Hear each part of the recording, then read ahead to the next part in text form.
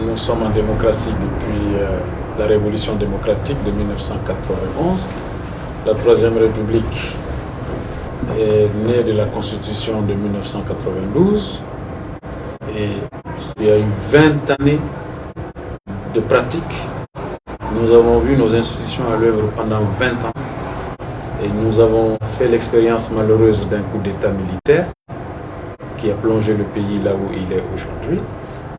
Je crois qu'il s'impose le besoin de revisiter les institutions de la République et d'en tirer des leçons des crises que nous avons connues en vue de repartir sur un bon pied. Au fil des ans, des dirigeants maliens ont perçu le besoin de relire les institutions, de relire la Constitution.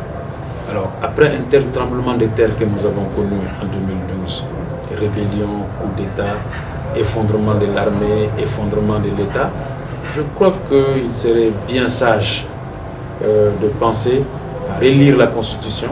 Et moi, je préconise que l'on passe purement et simplement à une 4e République. Nous devons aller vers une simplification institutionnelle, une rationalisation des institutions. Je pense par exemple qu'il faut tirer les leçons de toutes les dérives que nous avons connues depuis l'avènement de la démocratie. Les dysfonctionnements, le non-fonctionnement des institutions, le fait qu'il y a plusieurs institutions qui n'ont pas joué véritablement leur rôle. C'est pourquoi je préconise que l'on supprime l'élection présidentielle au suffrage universel et que le président soit élu par un parlement monocaméral. Donc, je pense qu'il faut renoncer à créer une 2e chambre du Parlement, ce qui ne fera que compliquer le fonctionnement des institutions, le va-et-vient entre les projets de loi, entre l'Assemblée et le Sénat. Et je préconise qu'il faut supprimer le poste de Premier ministre. Les économies qui pourraient résulter de la suppression de l'élection présidentielle, la suppression du poste de Premier ministre, pourraient servir à financer l'éducation et la santé, par exemple. Je préconise que l'Assemblée nationale qui va élire le président soit élue au scrutin proportionnel avec liste régionale. Comme le Haut Conseil des collectivités est élu en ce moment-là. Vous savez que ce sont des listes régionales et c'est fait à la proportionnelle. Cela nous permettra d'avoir un Parlement où la pluralité des sensibilités, des opinions est bien représentée, mais en même temps sans l'émiettement. Donc le type de scrutin proportionnel que je préconise vise à avoir une Assemblée nationale plurielle où les sensibilités sont représentées, où les pouvoirs sont équilibrés et qui conduit les acteurs politiques à la concertation et au compromis. En supprimant l'élection présidentielle au suffrage universel, on réduirait considérablement les dépenses de l'État. Vous avez vu le budget de l'élection cette année, en 2013, on parle de 60 milliards de francs CFA. Vous savez, 60 milliards de francs CFA, ça nous permettrait de construire 100 lycées. Et une des réformes que je préconise dans le cadre de la 4e République, c'est aussi élire les gouverneurs des régions.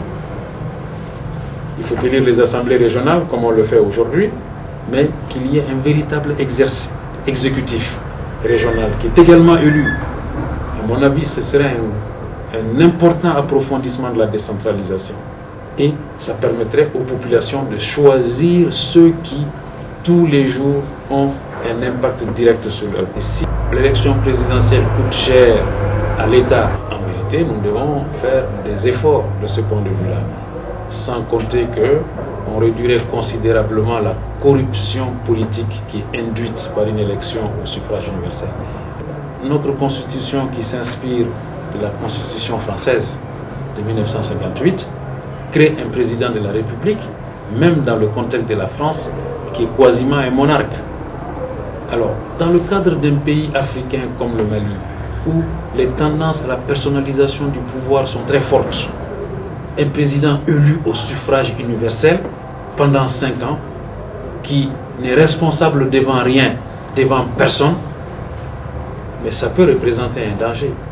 Le président serait élu par le Parlement, il sera responsable devant le Parlement, il viendrait régulièrement devant le Parlement pour défendre ses politiques. Je pense qu'il faut qu'on réfléchisse sur tout cela.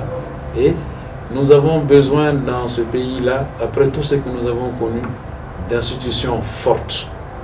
Nous n'avons pas besoin d'hommes providentiels, nous n'avons pas besoin de messie, nous avons besoin d'institutions fortes et nous devons reconstruire notre pays.